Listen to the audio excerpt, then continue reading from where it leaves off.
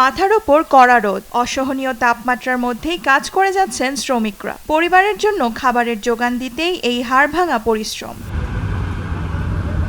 নয়াদিল্লির উপকণ্ঠে একটি হাইওয়ে প্রকল্পে কাজ করার সময় প্রচণ্ড গরমে চরম ভোগান্তিতে পড়েন শ্রমিকরা। রডগুলো আগুনের মতো গরম হয়ে যায়।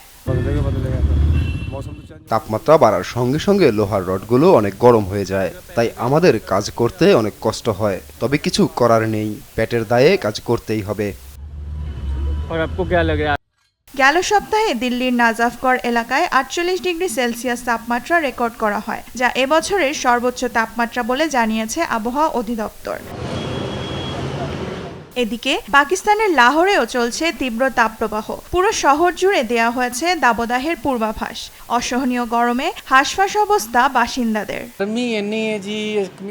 যেহেতু অনেক গরম, তাই আমরা সকালে 1 ঘন্টা আগে কাজে আসি আর তাড়াতাড়ি চলে যাই। বিশ্রামের জন্য দিনের বেলায় কয়েক ঘন্টা ছুটি পাই। এভাবেই কাজ চালিয়ে যাচ্ছি।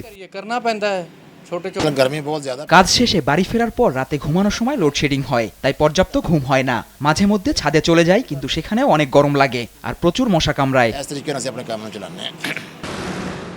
দেশটির সিন্ধু ও পাঞ্জাব প্রদেশে 1 সপ্তাহের জন্য বন্ধ করে দেওয়া হয়েছে সকল শিক্ষা প্রতিষ্ঠান। তীব্র এ তাপপ্রবাহ আরও বেশ কিছুদিন অব্যাহত থাকবে বলে আশঙ্কা করছেন আবহাওয়াবিদরা। এদিকে মেক্সিকোর মেক্সিকো সিটি ও লিওন সহ বেশ কিছু প্রদেশের ওপর দিয়ে বয়ে যাচ্ছে চলতি মৌসুমের 3য় তাপপ্রবাহ।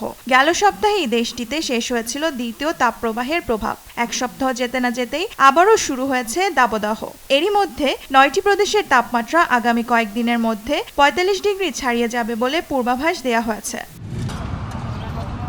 এদিকে মধ্য মেক্সিকোর লিওন প্রদেশে চলছে ভয়াবহ খরা, যার ফলে দেখা দিয়েছে ব্যাপক পানির সংকট। চরম বিপাকে স্থানীয়রা।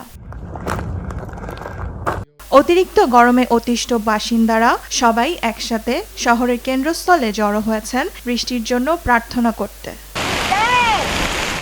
দেওয়ান মুবাশিরা হোসেন, নিউজ ডেস্ক, দেশ টিভি।